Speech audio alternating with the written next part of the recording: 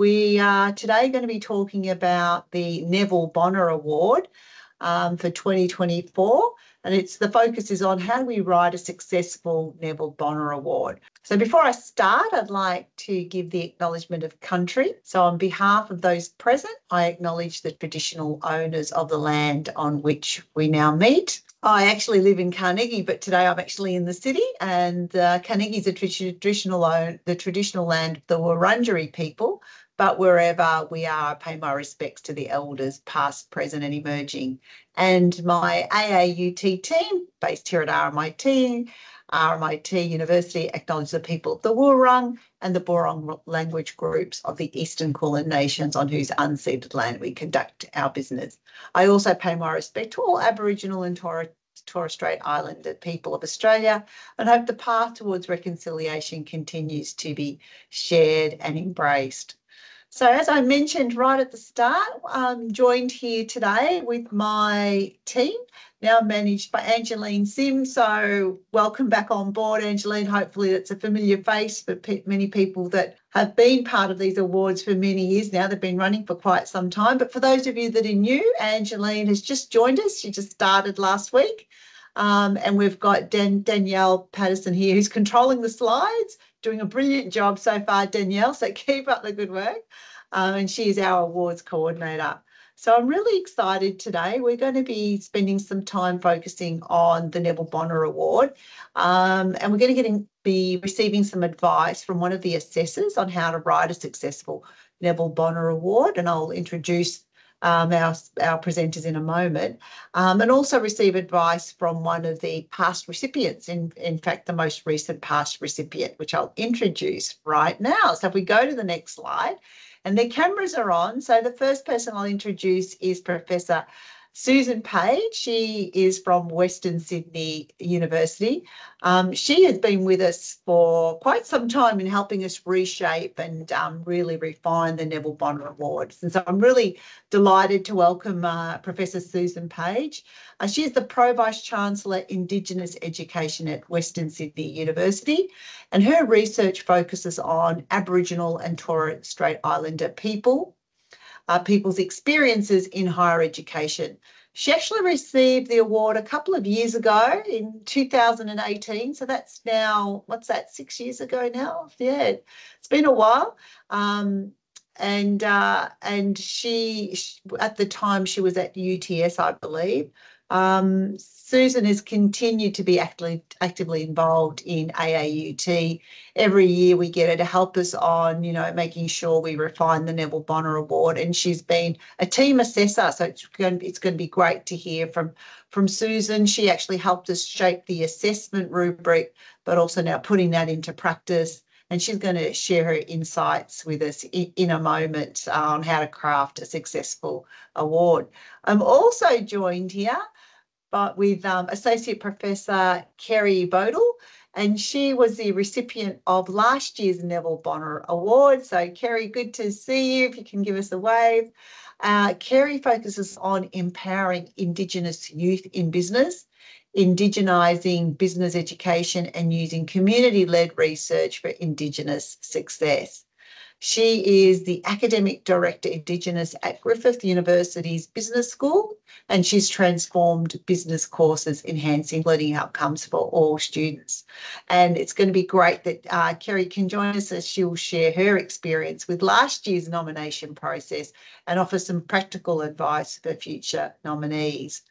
So thank you, ladies, for joining us, and I'm really excited to hear these presentations. So I will now pass it over to Susan Page. So Susan, hopefully you can see the screens, you can hear us, and you'll take your microphone off mute, and I'll get you to talk us through a little bit about the Neville Bonner Award. Over to you, Susan. Thanks, Ange. Thanks very much. And Angeline, welcome back. It's lovely to have you back. And Danny, nice to see you. Kerry, nice to see you, of course, as well.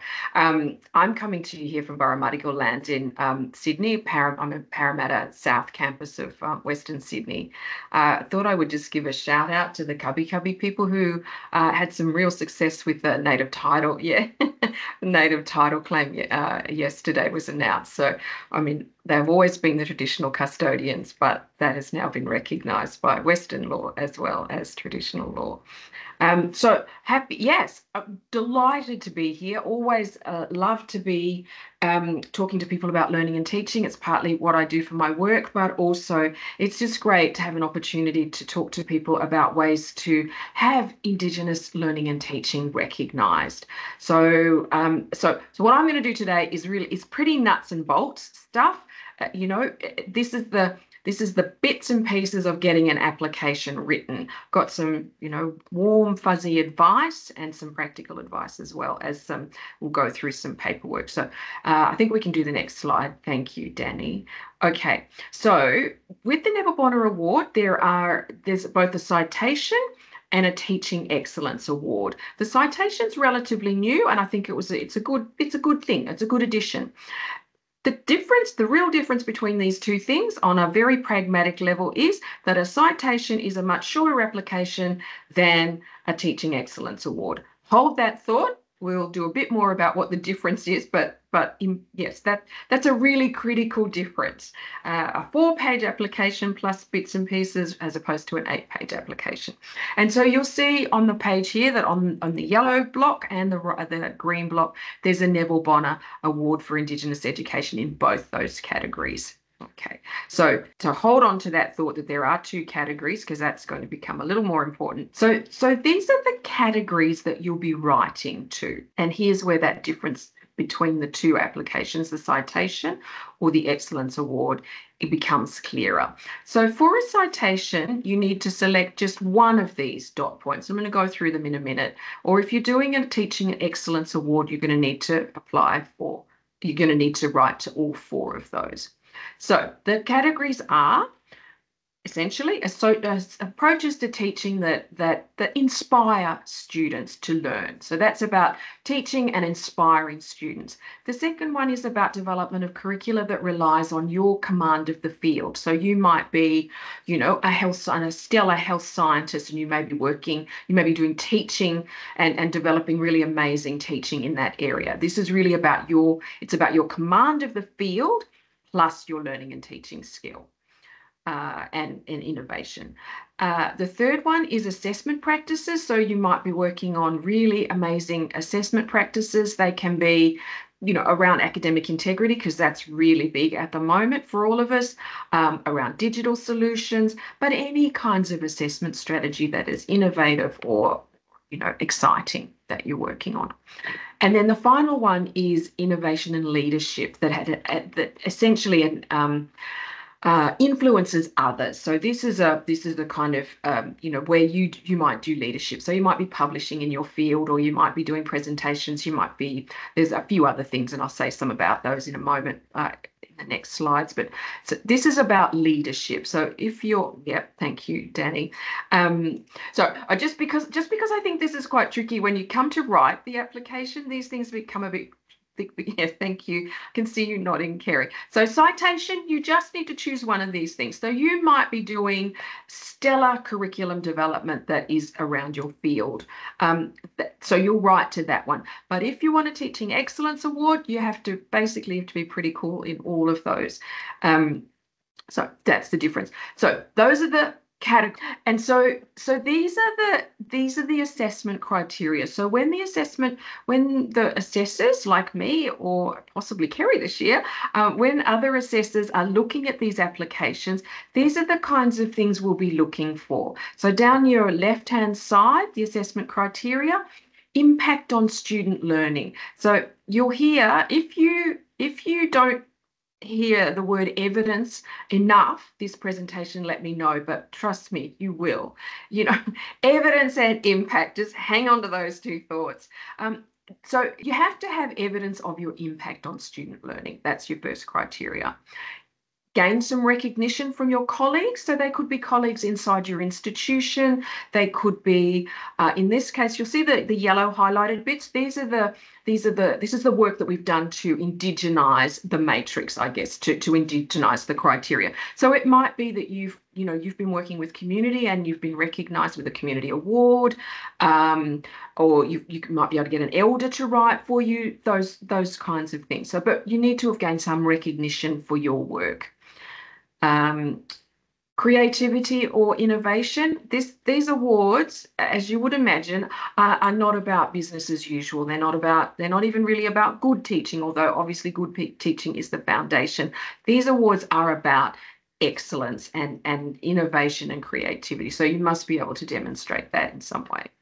And then the key thing, one of the key things I think, is that your application needs to at least draw on some scholarly literature, particularly probably in your teaching philosophy. This is a good place to start it, but it can't again just be your idea of what a good teaching is. It has to draw on some of the literature, learning and teaching, which there's a huge body of literature, or Indigenous scholarly teaching, which of course there is now also a quite large body of work around Indigenous teaching. So you need to be able to incorporate some of that literature into your application. All right, I won't go through what the levels are. It's a matrix. So what you're really wanting to be looking at is the top right hand highly recommended level. Those are the things. That's what you want to be aiming your application at. I'm not going to go through all of this, but I'm just getting my own notes now on the right hand side. Ange's team have done a fantastic job with this paperwork. You really can't go wrong if you follow the guides and the paperwork. It is really helpful. So I'm not going to go through all of this, but there are some things that are fairly important. There's a duration to for these applications. If you've only been doing the work that you're using for your application for 1 year, it's not really going to work. You need to have it for at least 3 years for most applications. Early career, 2 years, but you do have to have some sustained. Whatever it is that you're making the case around has to be sustained. You won't be able to find the evidence anyway, but it's just worth noting. Your application has to have impact. You have to be able to demonstrate, and there's the evidence and impact. That's just twice now, I think, at least. You have to be able to demonstrate that, and I'll talk a little bit more as we go along about how that might be done. Now there are 2 different kinds of awards, a citation and a teaching excellence award. For the teaching awards, you do have to have, you have to be thinking about leadership and how you might be leading. That can be done in lots of ways too, but sort of a little bit more an influence just outside of your own sphere at least. Yeah. Okay, then I'm going to talk about evidence, there it is again, in a moment, but so we'll go down to the narrative. It's a genre of writing. A teaching application is a genre of writing. It's, it isn't an ARC grant. It's not an essay necessarily, but it does have it needs to have a narrative. Most narratives, they are best if they're coherent and logical and follow some kind of, sequence. It needs to tell your story of your teaching and the impact from that teaching. And so, really, if you can find somebody who's done one and you can have a look at theirs, that's always really helpful. But yes, you need to have a really useful narrative that tells a good, really interesting story. And if you're a great teacher, that, the story will be there. It's coaxing it out that's often the tricky bit.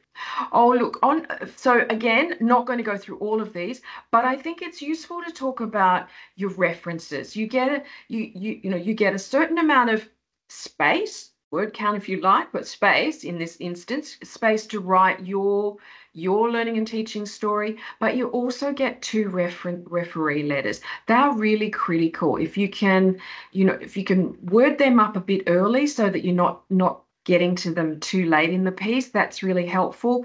Choose people who know your work. It is helpful sometimes to have somebody with some authority. So if you've got somebody who knows your work and is also something of an authority, that's really helpful.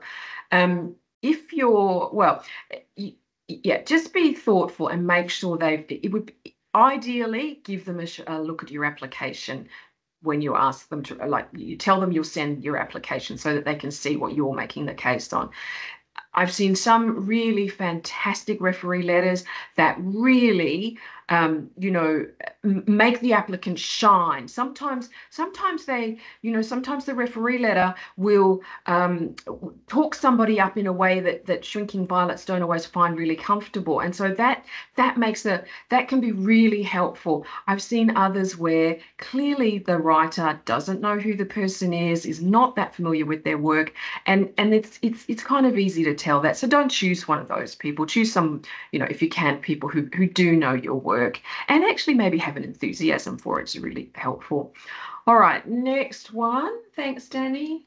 Okay, so this is where the tips bit comes in, and I used to have a slide that was just outstanding versus standing out, and I think if I've learned anything during the time that I've been working on with the awards team, is that every time I talk to somebody about doing a learning and teaching award, my Indigenous colleagues say to me, "Oh, no, I don't want a big note myself. No, I don't think so." But actually, and so that's one way to think about it. It is one way to think, oh, well, I'm going to put myself forward and I am big noting. But actually for me, that is not what doing a learning and teaching award is about. What it's about is really celebrating and recognizing outstanding work. And sometimes that recognition means that everybody comes along with us. So Kerry getting an award, that just in her institution really raises the profile of Indigenous learning and teaching. Although I know it's pretty good inside your institution anyway, Kerry, but it does. It raises the profile. It gives our non-Indigenous colleagues a little pause for thought to think, okay, Indigenous people can do really great stuff, and they are doing really great stuff. So I really, if you're Indigenous in the room and you're feeling a little like you don't want to stand out, this is not so much about standing out. You will a little, you do have to make a little speech, but it really is about celebrating your outstanding work. Okay, so that's the big tip. The rest of them are, if you've got there is an Indigenous mentor scheme. I'm hoping that's still correct. I think it is. Take advantage of that. If there are people who are willing to support your application, take advantage of it. Inside institutions, there are learning and teaching centres of various kinds. I certainly found our learning and teaching centre at UTS very helpful in supporting our application. Just be aware that sometimes, just very occasionally, the learning teaching centres aren't as supportive as they might be. Don't be put off by that. If that happens to you, maybe try finding your Indigenous mentor before you give up. Really obvious logical things after that. There are tech lists in the in the guides for applicants. Make sure you address the criteria. It really is. It does make it easier for the assessors, and think about us doing. The AAUT team are very kind and don't give us hundreds of assessments, but it is easier to assess an application that follows the criteria and addresses them. Your teaching philosophy is really important. It's the place where you can pull together what drives you. What is it that motivates you? What is it, what is it in the literature? You need to refer to the literature, but what is it that, brings your teaching philosophy together? What motivates you? What makes you tick in the classroom or whatever teaching it is you're doing? Time, I probably don't need to tell anybody this, but I would need to be told it every time. Time is really of the essence. If you haven't started now, go home and do it. Start tomorrow. You can't pull one of these things together in no time. And I have a very stark memory of sitting in a hotel on a beach, near a beach, looking out over the beach. Just get that in your mind. Very nice beach, very nice day. I was finishing off, as a Sunday, I was finishing off my my Neville Bonner application. I was trying to finish off keynote address that I was giving the next day, which was why I was in the hotel that somebody had put me up in. And all I could think was, if I had got this done earlier, I could have had a swim in that beach. So look, you can't pull it together. You need to get your referees together. You need your institutions will have timelines. Great if you can get readers beforehand. That will always help. So I'll just leave you with that, but time. Evidence. Evidence and evidence. I think that's 5 times now, maybe 6. This is really critical. Okay, so for whatever claim that you make, you need to have some kind of evidence, and variety is really the key. Most of us will be really familiar with student evaluations, but there is a range of both qualitative and quantitative kinds of evidence that we might use to make the case for the impact that our teaching has made.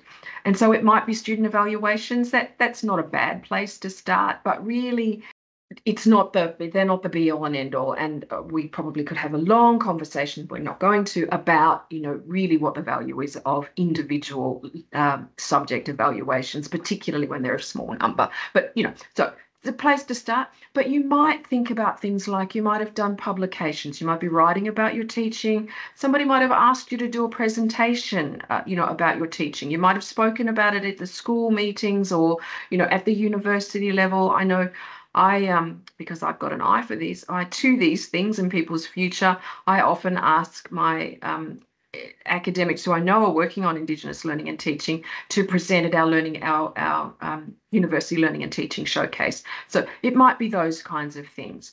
You might be doing something in the community where you're talking about your teaching. Peer review, you might be a university that does lots of peer review. That's kind of useful. People might have written you thank you letters. I'm sure people have written you thank you letters. Those can be useful. Community recognition, that might be something from the elders or community groups that you've worked with, Indigenous community groups. Service that you do for your discipline. You might be part of a learning and teaching discipline group, for example. You might be part of a learning and teaching group at your university. All of those things might be able to count towards impact in a variety of ways, of your leadership or the particular innovation that you're drawing on for your case. So just really think broadly about that kind of evidence, and your mentors and people can help you on that. All right, I think I've got one more slide. I'm watching my time, Danny. So this is just another little thing that might help if you're looking for inspiration. And thanks to the AAUT team for putting this together. I know I did a little bit of work on it, but somebody else really helped to drive it. There's a bunch of headings around protocols and practices, reference to the Indigenous scholarly literature. So if you're not sure about that, there's one of the boxes on this 2-sided document that can help you with that. There's some things about evidence and impact. Again, I think we're up to somewhere near 8 now. Things about definitions, details, context, those kinds of things. If you're wondering about things, go have a look at this. It may help. And there's a tiny bit of a reading list. It's not a full reading list by any stretch of the imagination, but it might be a place to start if you're wondering. And so, look, this is part of the suite of amazing supporting documents that the AAUT has put together. And so that's me now. I really wish you all the best if you're putting in an application, or if you're supporting someone to put in an application. Please be kind to them and help them to bring out their very best. Thank you so much, Susan. That's a really good overview. So I wanted to just open it up to the participants that are connected to see if they've got any questions for you, Susan, given your involvement in help drafting the matrix, chairing the assessment panel and all the advice you've given. So are there any questions from anybody that's connected online? Can I ask a question while they're thinking of their question, Susan? Do you feel, because you've now chaired one of the assessment panels for couple of years now, Do you feel like the applications are getting better, or do you feel, there's something that really stands out that they're missing? I think we're getting more applications and people and a variety. Uh, yeah, are they getting better? I think they've always been okay. I think, look, if I had any advice, it is again about that. Follow the criteria and the categories and then think hard about evidence and impact. Though, if you're really wanting to do well at this, those things are so crucial. It's the kind of thing every panel will say, well, where is the evidence of the impact here? Those are the key questions that'll be asked. And it's always much easier if the application follows a logical sequence. There's a question online, Susan. The question's from Kashmira. And it's, so this award requires people to collect evidence around Indigenous community only. So no, not necessarily. The Indigenous community elements are if that's the context in which you're working, and so it is the award is for Indigenous people, and so not always, but very often, Indigenous scholars or professional staff are working, in community or Indigenous contexts. So no, it doesn't. It's not around collecting evidence for Indigenous communities. No, definitely not. That's one source of evidence that you might have. Don't know if that answers the question. Yeah, I think that does. I think that. Any other questions, Susan? You'll be here till the end, so yes, yeah. So in case they come up with any questions while Kerry is presenting, they can have another opportunity. All right. So now I've already introduced our next presenter, Kerry Bodle. It was lovely to meet Kerry in person. I should mention that we do celebrate the Neville Bonner Award at the Universities Australia Higher Education Conference, and we were lucky. Susan was there this year. It was the start of this year, and I got to meet Kerry in person. It was lovely to meet her in person, but today it's extra exciting because I get to hear her to tell us a little bit about her experience in applying for the award and a little bit about what she did to actually successfully receive her award. So over to you, Kerry. Yeah, thank you, Ange, and thank you everybody for coming. It was one thing actually to put in the application, but when you actually win it, I think you go through a shock. That was probably I've given you the punchline right at the upfront, because I think we all don't rank ourselves as being worth or worthy of winning these awards. But yeah, look, my background into this is that I've been at Griffith for almost 30 years. I started there as an undergrad, and my aspirations for there was, my daughter had gotten me into there because she got sick and tired of me, talking about wanting to do something. So she said, just do it. And so when I signed up, I wanted to be a maths teacher of all things because I was pretty good at numbers. Anyway, I ended up enrolling in the accounting area. And my journey up to that point was, just get in there and just, and I, just loved every minute of it. But yeah, if we move to the next slide, I just want to, pay my homage and acknowledgement of country. And this is our new Griffith reconciliation, sort of presentation poster. And I'm on the Kumbameri people land of the Yugambeh language. And I pay my respects to all the elders past, present and emerging. It is stunning, isn't it? And there's a real story to it. And I think if you Google it, it's on our webpage to have a look at the story and who the artist is. Yeah, so my journey, when I first got into accounting, there was just nothing about Indigenous business, Indigenous accounting, anything. And it wasn't like I had that authority to ask the question. And so I just went along my merry way. And when I got through my degree, I didn't know what I wanted to do from that. And I just, as I call myself, the accidental academic, because I did so well and I was always the one that put my hand up in class and always asked why and, wanted to know more. I knew education was going to be my legacy. This was something that I know I wanted to do something, and it was about finding my culture, because my mum was born in Cherbourg, and that's part of the Waka Waka Nation people, and she was taken from there. And it was only late in life that she started to open up and tell us that, you know, she was Indigenous. She always thought she was Maori. She even went to live in New Zealand for a while to try and find her heritage. But when she realised that, no, she was Aboriginal, that's when she sent away for some documents.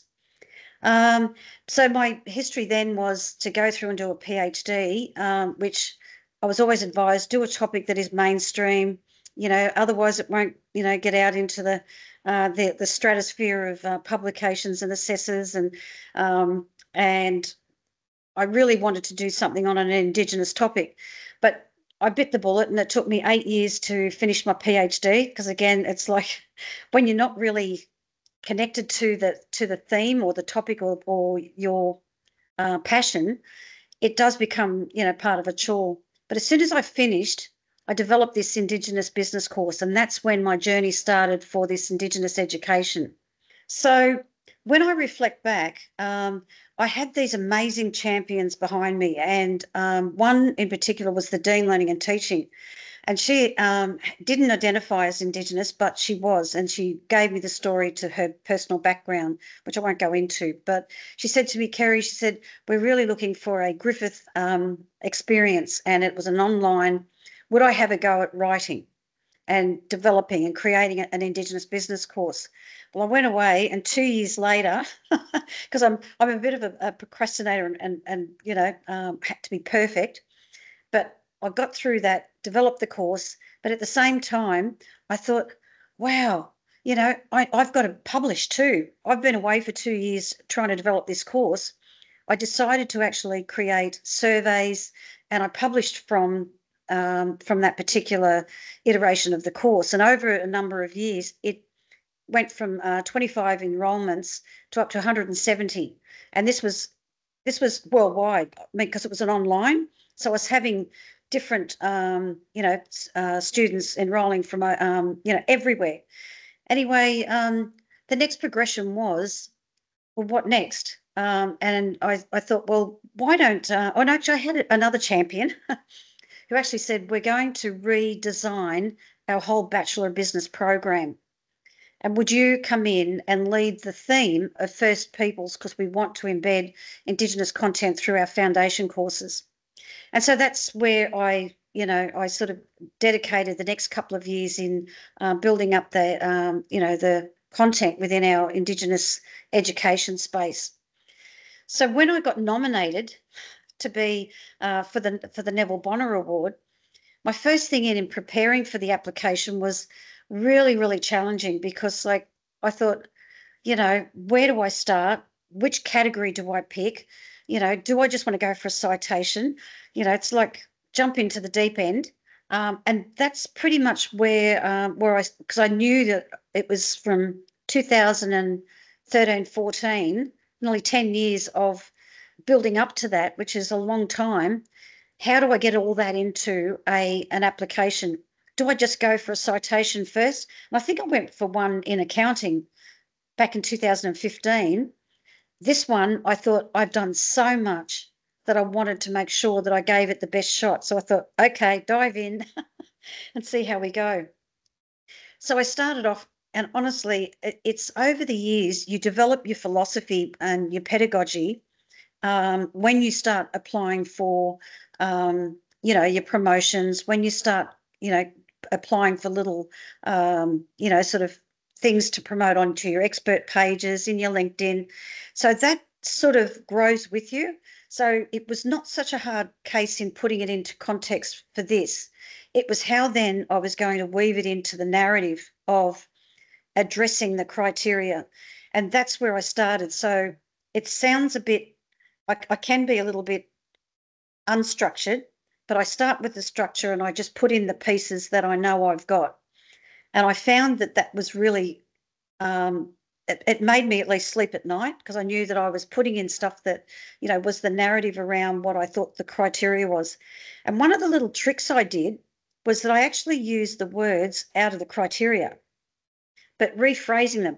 And the help of ChatGPT sometimes can help you rephrase things a little bit. But because sometimes you just get so locked into what you normally would be writing when you're writing a performance review for yourself and not the narrative. So it does help. So the storytelling was my pedagogy, and I have been using that since back in 2013 and developing the first Indigenous business course, because for me how I inspired students was that when you start storytelling, you're actually using pieces of my history, and I used my own, journey with my mum and the stolen generation and the impact that, past government policies had and how it separated me from my culture and how it really changed the way that we look at Indigenous people in a business context. So how do we communicate, leadership, governance, workplace policies, all those sort of things I could use from a personal experience. And so students started to send me little comments in emails. So I went back on those emails and I do little searches, and I used to what I did was I threaded through the evidence with some of those quotes that the students had sent me. Like, here I am in Indonesia, I'm traveling around, and I just can't wait for the next session that we're going to have on here. It's actually making me very connected to my own culture, and I can see where I'm similar and different to the Indigenous culture. So in gathering that, plus the SETs and the SECs, the student evaluations, I actually added in, before I started, an extra comment. We can actually ask another question, which gives you a qualitative comment. So we get one chance, it's worth 5 points. We can add it in, and I actually designed it around asking specifically, how was students' experience in understanding, First Nations people in this context of the course, or how will it help them as an employability skill, something like that. And so I grabbed some of those, and when I was writing my narrative, I would weave it again with some of the students' comments. Obviously, you've got to cite them with what year they're in, what trimester they're in, you de-identify the student, all those sort of things. So from that, you could see how, when you're addressing just that one criteria, and I addressed the 4, obviously diving into the whole depth of 4 criteria across the 2 categories. I knew that I was developing a really good evidence base of what students were feeling and being inspired. Plus, when we looked at, how I developed assessments, and that was another piece that I felt I thought was outstanding. It stood out. Thanks for that, Susan. And that was because when I first developed the first course, and even carrying it into giving all the conveners who are going to be teaching the new foundation courses, how I created e-posters, but more an Indigenous way of developing a poster rather than, getting them to do it in a Western method. But I did ask them in the first iteration of assessments was quizzes, it was an essay and an in-class exam or something. And I know my Dean Learning and Teaching said, Kerry, you can do better than that. So come back, we had posters, we did an oral presentation because that's part of our Indigenous ways of communicating. And the other one was reflections. So in this case, I did reflective journals in Pebblepad. So getting students, and the question I'd always ask them as a scaffolding was just saying, okay, how did you pick up something that was really, surprising with you? How do you think this is going to give you a better graduate outcome, like an employability skill? Things like that. How did you see it was different to your culture? So I'm always coming back so the student feels engaged, that they're, the non-Indigenous ones were seeing that they had value to add in their reflections. So don't be scared about, all those things, and pulling it into this writing of the Neville Bonner Award. The things that kept, coming up to me was the monkey mind. Like, I'd always get in there and I'd be self-criticising, I'd be self-doubt, I'd always be saying, oh, that writing's not good enough, this is crap, And so even though I'm a storyteller, putting it into a narrative, I rewrote it, I don't know how many times, and it was just about going in and trusting that I had the mentors, and I had especially one that we had at Griffith in our Learning Futures, that, I'd send her drafts of different things and she'd send it back to me, and, and it was then sent to our, the AAUT mentor, and he happened to be based over in the UK at that stage, but on the board, always giving advice and making me feel very culturally safe in my own skin. And so, that was my experience, and it didn't stop until I had finished. Every time I came through something, I was always second guessing myself.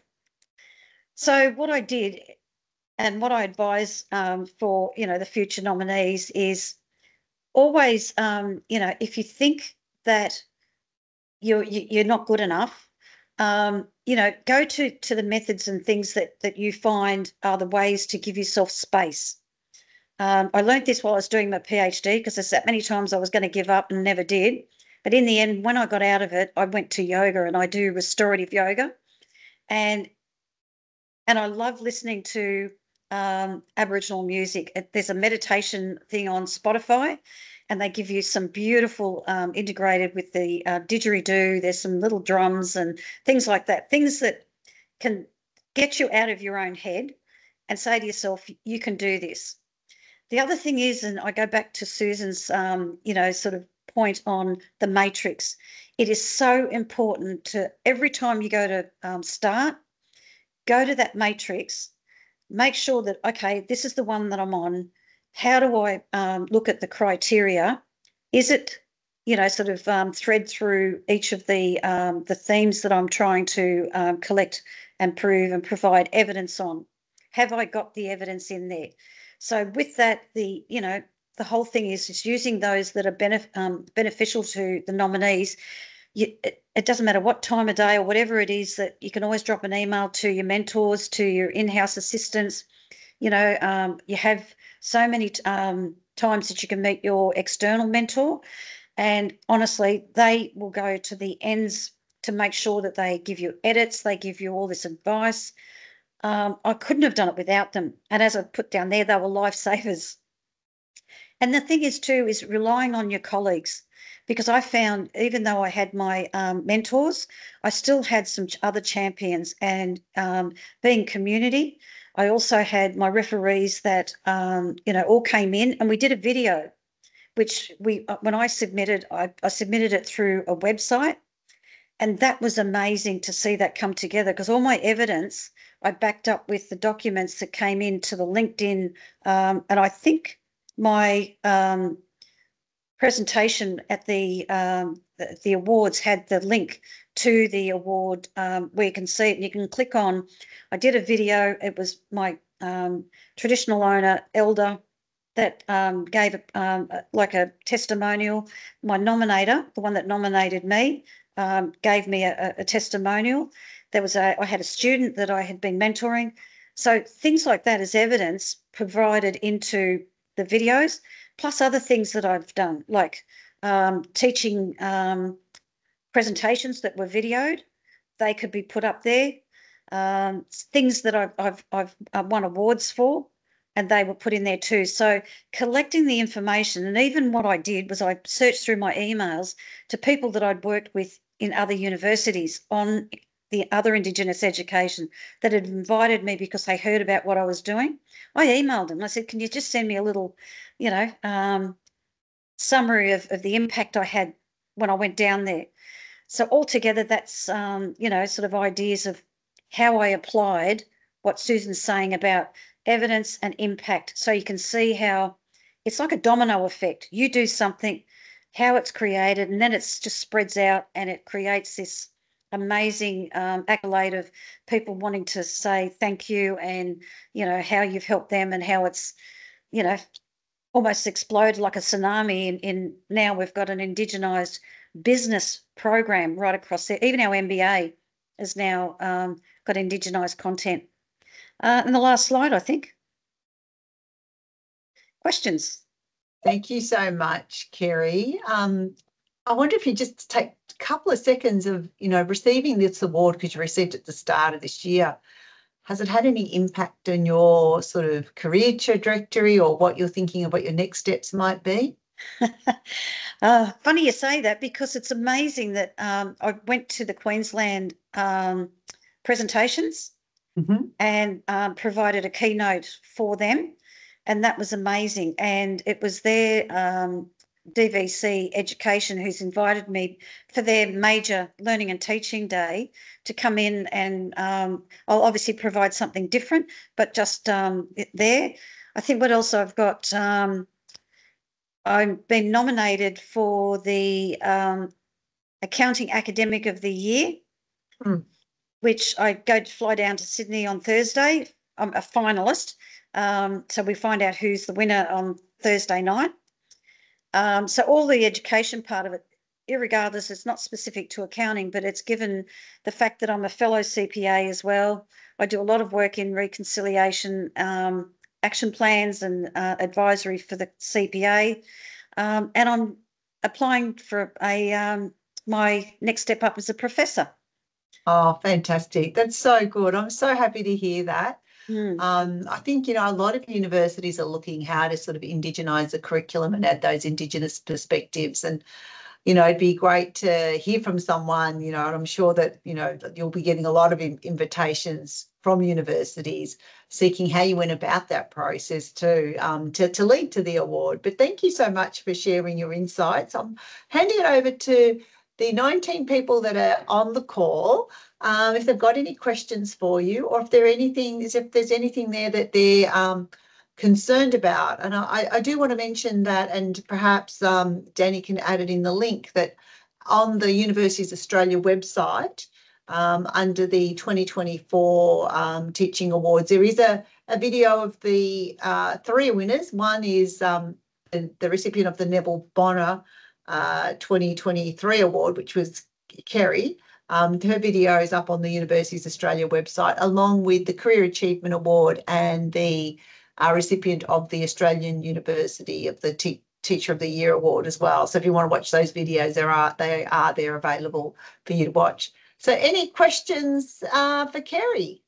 There's a thank you so much for sharing, Kerry, and I think it was a really good opportunity for people to hear through the process that you went through. And it's good to hear that you found the rubrics and the resources that we provide. And I believe that you're going to be acting as a mentor too for this year. And I think, Susan, you've always been a mentor, so you're always there as well. So thank you so much. I'm now if there's no questions, I'm going to keep moving because we've only got a couple of minutes left. So I'm going to pass it over to Angeline just to sort of wrap up and what's coming up next. Over to you, Angeline. Thanks, Ange. So as you can see, we have done a few of the PD sessions, and the next one is actually on Wednesday, the 26th of June. That session is about writing a successful program award nominations, and that session will be presented by Professor David Settler, who is the Programs Awards Committee Chair.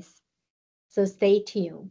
And just for information is that all these PD sessions, we have recorded the sessions, and the links will be available on the website. And after these sessions, give us a few days to clean up the links, and then we will send it to you. Next slide, Danny. And key date, just a reminder on the key dates that the nomination dates, the submission dates is between 12th of August and close on the 1st of September. So you still have a bit of time to put your applications together. And next slide. So I'm just going to pop in here the mentor scheme that we have. So there's a link, I'm just going to pop it in. We have mentors who volunteer their times. They're actually the past recipients. So have a look and get connected with them. For more information about the awards, we have the AAUT and website, AAUT UA website. Get connected with us. And if you have any other questions, feel free to reach out to Danny and myself, and we will try our very best to answer your questions. And lastly, I'm going to get everyone to turn on your cameras. It's photo taking time. Angeline, before we put on our cameras, I just wanted everyone to join me in thanking Susan and Kerry for their brilliant presentations, and I hope this information, will be shared for those that couldn't connect today. They can watch the videos too. So just thanking Susan and Kerry before we wrap up and get into the photo taking.